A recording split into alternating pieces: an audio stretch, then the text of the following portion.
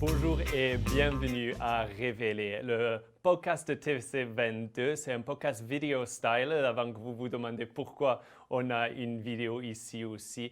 C'est la version française de notre nouveau podcast qu'on vient de commencer en anglais qui s'appelle Uncovered. Je vais être votre animateur pour aujourd'hui. Je m'appelle Thomas Stockting. Mais nous espérons que pendant que ce podcast se déroule, nous allons avoir des divers animateurs ou animatrices de notre communauté qui peuvent parler aux gens de notre communauté et des sujets qu'ils tiennent à cœur et qui sont importants pour nous dans notre région. Donc aujourd'hui, je suis accompagné d'une personne que je ne peux que décrire avec un anglicisme, un eco-warrior pour notre région. C'est la fondatrice du groupe Les Alliés de l'écosystème de Prescott et Russell, Madame Lisa Saint-Aubin. Donc Lisa, comment allez-vous? Je vais très bien, merci. Oui, ça va très bien. Parfait, merci Après beaucoup d'être. l'initiale bombe qui est partie, après l'initiale bombe qui est partie, là, je me calme et je m'organise et on s'organise et tout est beau. Absolument, sûrement vous êtes à la maison aujourd'hui? Oui, je suis à la maison, j'enseigne à partir de la maison la plupart des matins. Donc, puis le restant du temps, ben, je m'implique dans 10 000 projets, comme à l'habituel. Exactement ça, exactement ça. Et c'est pour ça que vraiment on parle aujourd'hui, parce que vous êtes dans des milliers de projets. Donc on va essayer d'en parler autant qu'on peut, mais je sais qu'on est un peu limité avec notre temps. Donc on va voir ce qu'on peut parler. Mais Lisa, je pense que c'est une très bonne journée qu'on parle aujourd'hui parce que c'est la journée de la Terre, non? Absolument, puis je ne sais pas si vous avez vu, mais c'est quand même encourageant, même s'il y a des choses qui se passent au niveau de notre communauté de Prescott Russell, au niveau de l'écosystème. Tu regardes alentour du monde, ils ont un summit maintenant avec 40 pays. Ils incluent la Chine, la Russie, les États-Unis, puis eux, ils se penchent sur l'idée du climat. Donc, moi, je suis très encouragée à ce niveau-là. Il faut juste qu'on embarque notre public et qu'on fasse de l'éducation un petit peu au niveau de nos politiciens, je crois.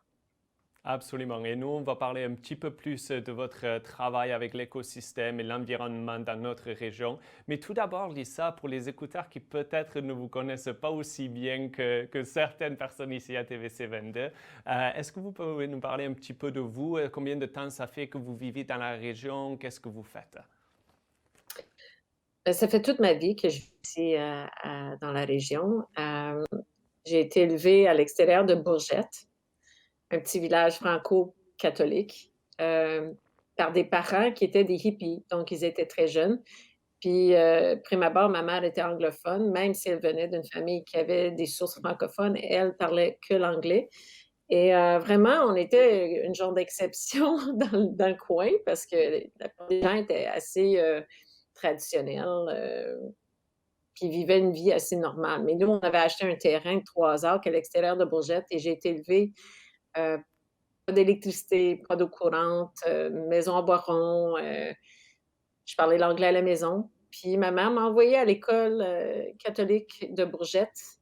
Donc, c'est là que j'ai commencé à apprendre le français, puis que j'ai développé une grande affection pour la communauté francophone aussi. Ah, Donc, donc c'est ça mes ouais, sources. j'aurais jamais su donc que vous n'êtes pas bilingue depuis le début, Non. même si vous avez vécu à Bourgette quasiment toute votre vie. Ah, mais vous habitez pas à Bourgette maintenant, mais donc à quel âge avez-vous appris le français? J'ai commencé à apprendre le français à 5 ans, à l'école. Je savais pas un mot de français, puis j'étais vraiment, vraiment différente des autres, là. Mon petit frère a pris 1 an d'école, mais on n'était que 2 personnes dans l'école qui parlaient l'anglais. Donc, les enseignants ne savaient pas trop quoi faire avec mon frère. Puis avec moi, ben, j'ai fini par, les enseignantes m'ont pris sous leur aile et ça m'a beaucoup aidée. C'était un endroit stable pour moi et j'ai aimé ça, j'aimais ça l'école. Donc j'ai continué à faire mes études, jusqu'à Plantagenet, au secondaire catholique de Plantagenet et à Castleman. Pour ensuite, parce que j'avais toujours adoré lire, adoré, adoré, adoré la littérature, que ce soit en anglais ou en français, j'ai voulu continuer mes études puis approfondir mes connaissances au niveau du français. Parce que je m'exprimais pas comme je m'exprime maintenant, là. J'étais très, très, très gênée au primaire, même au secondaire. Et éventuellement, j'ai fait un bac en lettres françaises et anglaises à l'Université Carleton pour ensuite aller faire mon bac en éducation à l'Université d'Ottawa en lettres françaises, anglaises. Puis pour ensuite revenir pour enseigner English dans l'ancienne école secondaire Plantagenet. Donc, j'ai enseigné pour 27 ans English à des francophones. C'était par choix que je suis revenue ici. C'était par choix parce que j'aimais les gens, j'aimais la culture francophone, même si les gens me voyaient comme une anglophone. Euh, Moi, je me disais tout le temps que j'étais biculturelle, bilingue, puis je me sens comme ça. Puis, mais j'aime pas vraiment les étiquettes. Puis les anglophones, eux, ils me regardent puis ils pensent comme toi que je suis plutôt francophone. Donc voilà. Ben exactement, moi je pensais que vous étiez plus francophone. Donc ça, Lisa, c'est vraiment intéressant parce que votre parcours et le mien sont des parallèles un tout petit peu. Donc je ne suis pas né dans une communauté plus francophone, je suis né au Royaume-Uni, en Angleterre, mais mes parents, ils ont Mm. déménagé au sud de la France quand j'avais juste 8 ans et j'étais le Oh seul wow. anglais dans l'école, je parlais juste anglais, pas un mot de français. La première phrase que j'ai apprise, c'était je ne comprends pas. Et c'est la phrase que je répétais du lever du soleil jusqu'au coucher du soleil le soir, c'est tout le temps. Ah non, mais on Euh, se comprend d'abord. On se comprend. Oui. Absolument. Donc, c'est pour ça que je suis ici, et c'est pour ça que je suis venu à cette partie de Canada, parce que je voulais vraiment améliorer mon français. Et je veux, mon goal, comme on dit en bon français, c'est vraiment d'être comme vous dans les années à venir et être biculturel, avoir cet anglais qui est en moi, mais aussi avoir le français qui est aussi prominent. C'est ça que j'espère avoir. Lisa, Mais tu comme sais, vous avez dit quelque chose tantôt. Oh, pardon, oui. continuez. Oh non, non, pardon. C'est pas que la langue, pour les francophones, ça fait partie de leur culture. Et la langue, l'anglais pour les anglophones, c'est pas la même chose pour eux. Tu sais, ils prennent ça pour acquis, la langue, puis bon, ça fait pas partie de leur culture. Peut-être si leur langue était à risque, ils penseraient autrement. Mais moi, si je pouvais apprendre deux ou trois autres langues, mettons le portugais, l'espagnol, l'allemand, bon, je le ferais, là. Je pense que la langue, prime abord, c'est pour s'exprimer puis communiquer avec les gens puis faire une connexion. Absolument, et je pense que vous avez totalement raison. Et c'est pour ça que les Franco-Ontariens, ils tiennent leur culture vraiment à cœur, leur patrimoine. C'est tellement important pour exactement Oui, cette raison.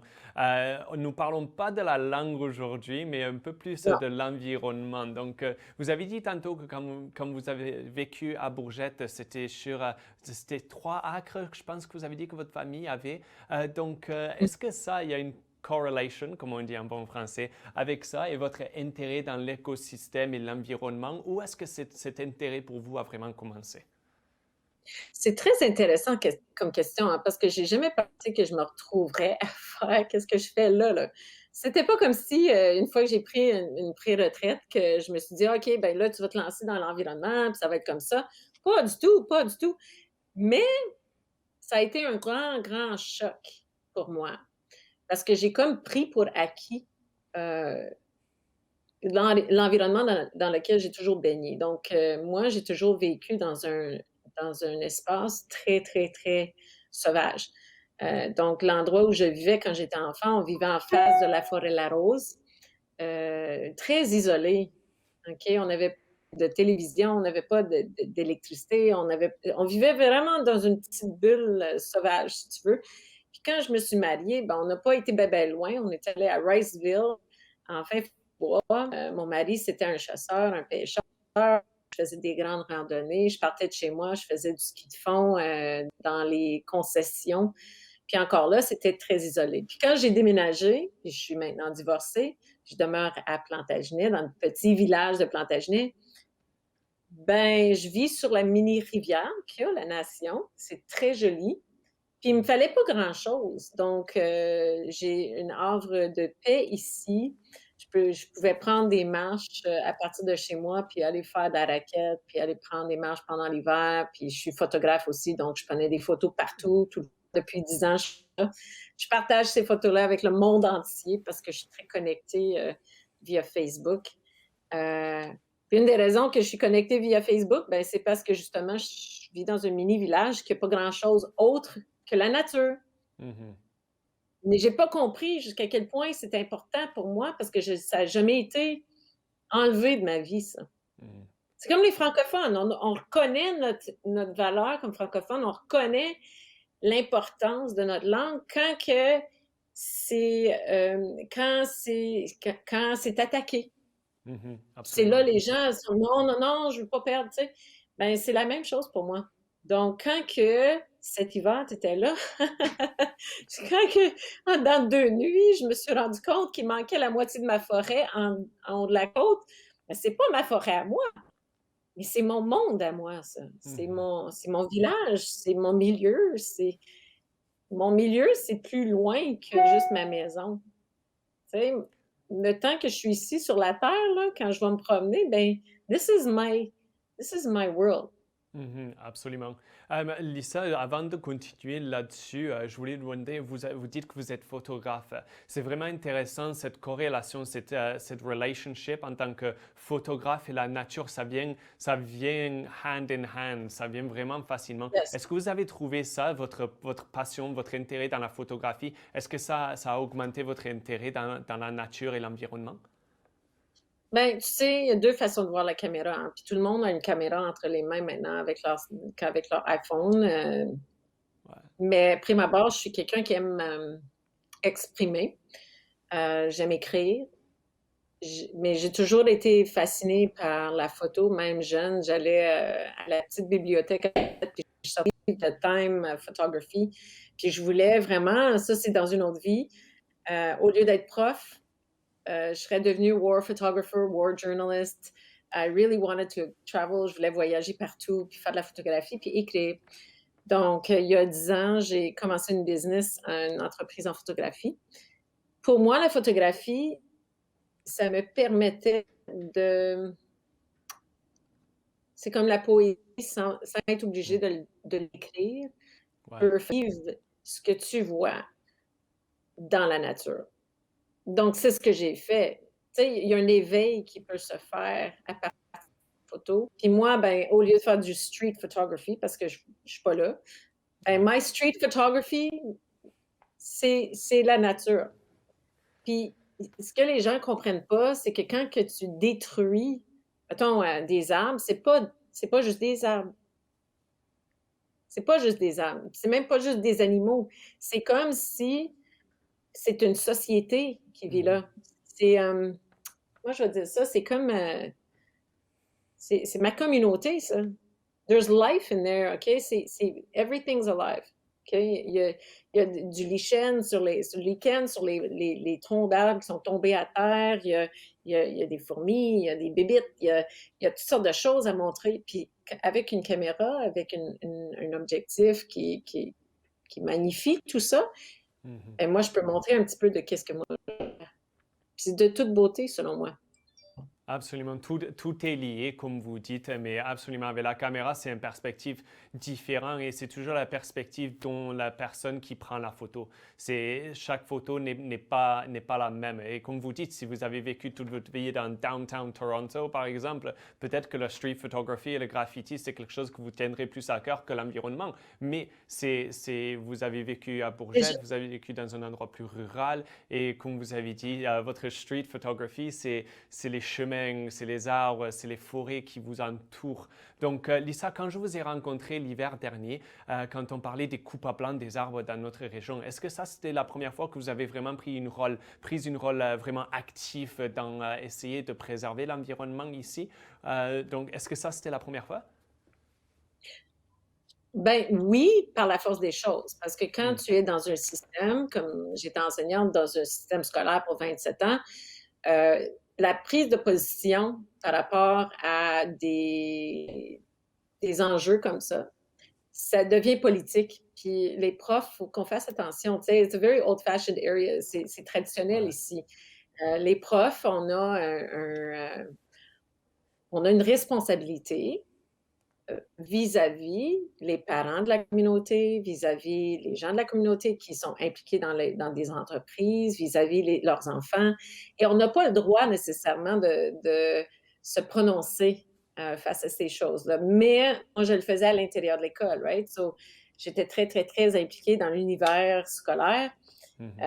J'ai jamais eu autant de bonnes discussions avec des élèves, puis je me sentais comme si, euh,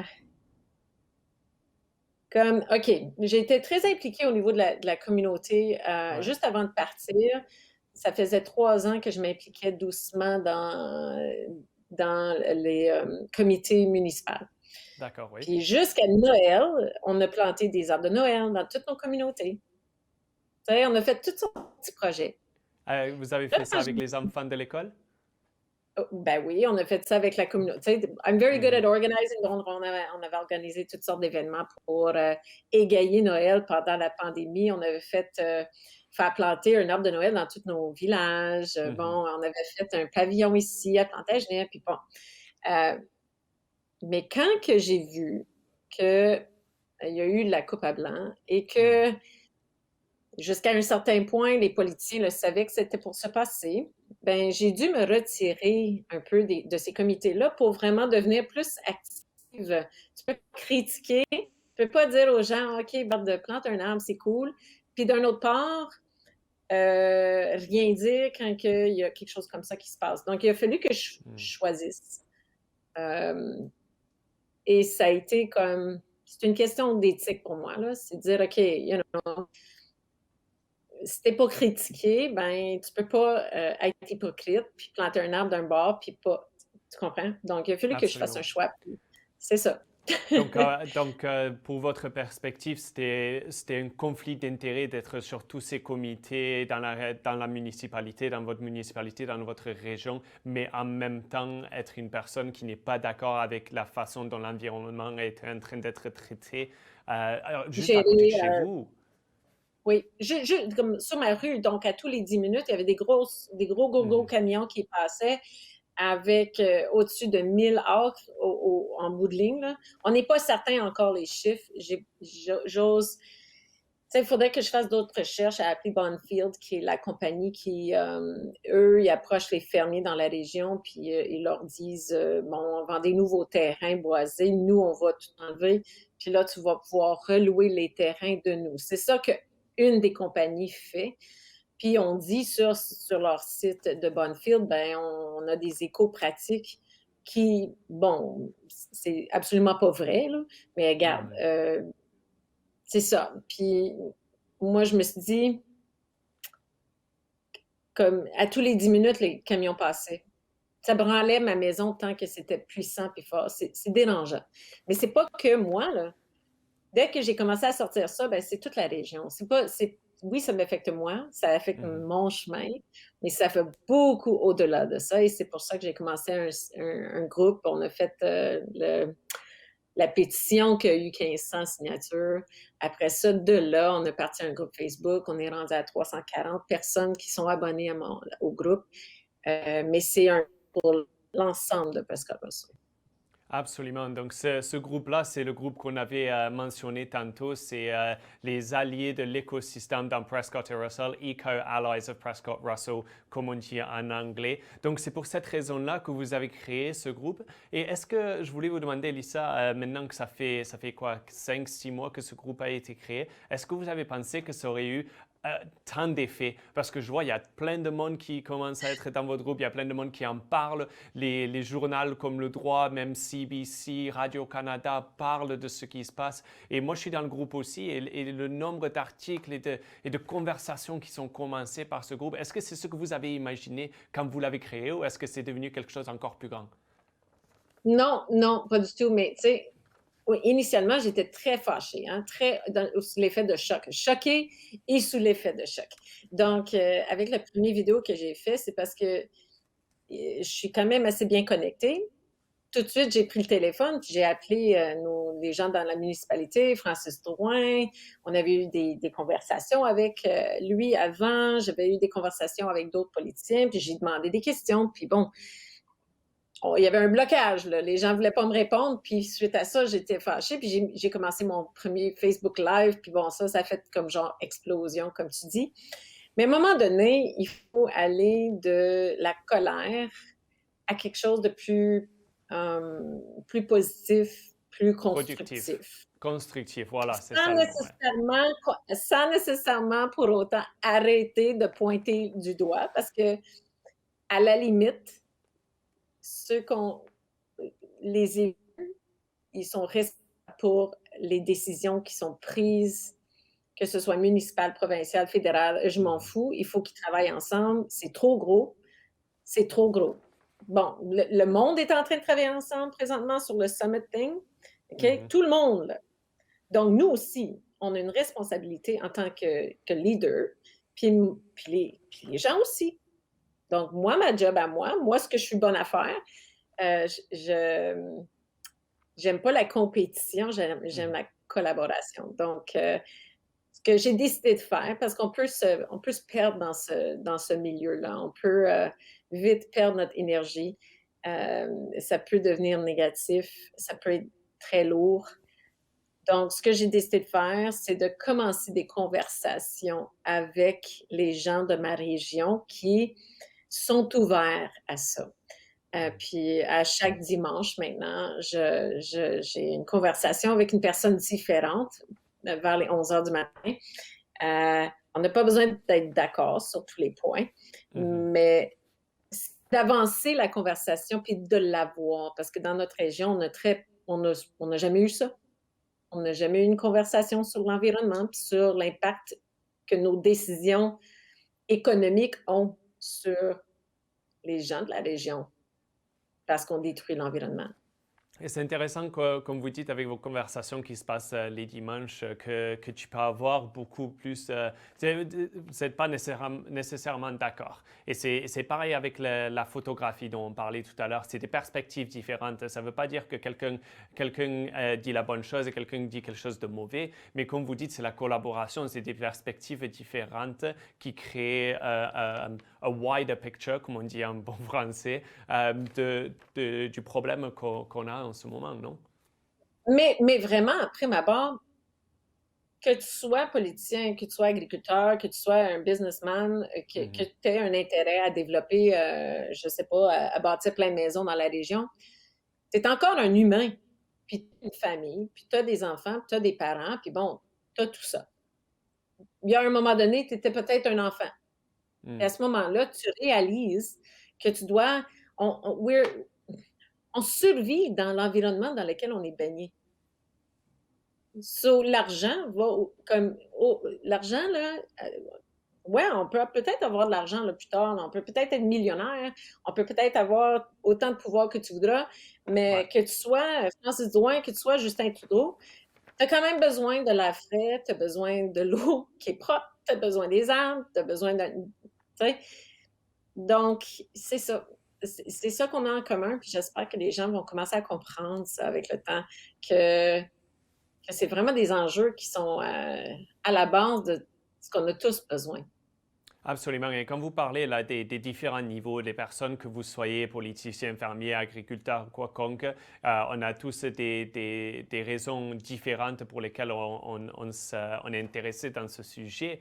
Mais comment est-ce que vous vous trouvez depuis que vous avez commencé, Lisa? Je sais que vous avez parlé au député fédéral Francis Drouin, vous avez parlé au député provincial Amanda Simard, vous avez parlé à vos conseillers, vous avez parlé aux personnes de votre communauté. Comment est-ce que vous trouvez cette breakdown, comme on dit, de communication entre tous ces niveaux? Est-ce que vous pensez qu'ils sont bien liés? Comme on parle de ce sommet global où il y a les pays de tout le monde qui se joint ensemble maintenant, mais au niveau local, juste dans notre région, comment est-ce que vous trouvez cette communication entre les différents niveaux? Par rapport à l'environnement Oui, absolument. ou bon, OK. En ce qui concerne l'environnement, on est au début de notre conversation. Le problème avec ça, c'est que c'est pas méchant, au moins on est à nos débuts. Je pense qu'il y a il y a une certaine compréhension qui est née par rapport à l'importance, au moins d'en parler. Mais il y a beaucoup d'organismes qui travaillent là-dessus depuis longtemps, bien plus longtemps que moi, là, dans le fond. Là, puis je commence à connecter avec eux. Donc, ça, c'est un de mes buts, c'est de connecter, de faire une connexion avec tous les groupes éco, enviro, de la région, tous les fermiers organiques, n'importe qui a un intérêt à promouvoir ça puis à travailler ensemble, moi, je suis in. Mais il y a beaucoup, beaucoup de travail. Il y a un genre de sentiment aussi qui court, qui dit, ben, le développement économique vient avant l'importance des arbres, des terrains, de la santé de nos rivières, de la santé des gens. Je pense justement au nouveau groupe que je commence à connaître un peu plus, là, c'est le groupe Action Champlain, qui, eux, ça fait longtemps qu'ils se débattent pour leur cause, contre la cimenterie à l'Orignal, qui sont en appel maintenant, qui vont peut-être être obligés de se battre encore pour des années, who knows.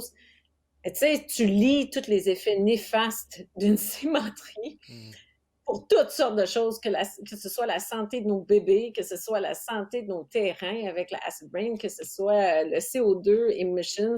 Il y a tellement, tellement, tellement d'effets néfastes à une cimenterie de même que moi, j'ai de la misère à comprendre pourquoi qu'on en est là dans un temps où on est en train de parler globalement contre le climate change, on a vraiment besoin de faire des changements. Puis on s'en va vers le négatif au lieu d'aller vers le positif, tu comprends? Donc, moi, ce que je vois pour notre région, c'est que,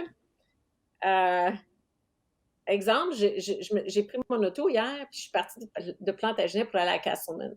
Ouais. Au lieu de prendre les routes normales, moi, j'ai pris les back roads, là, que moi, je connais depuis toujours. Tu sais, les petites concessions, je me suis promenée, j'étais allée à Eddyville, pour les gens qui connaissent ça. Tous des petits coins que moi, je faisais le tour en vélo quand j'étais jeune, et plus tard. Puis énormément de coupes à blanc qui se passent. Énormément. Il y a des places où c'était méconnaissable de 5 ans passés.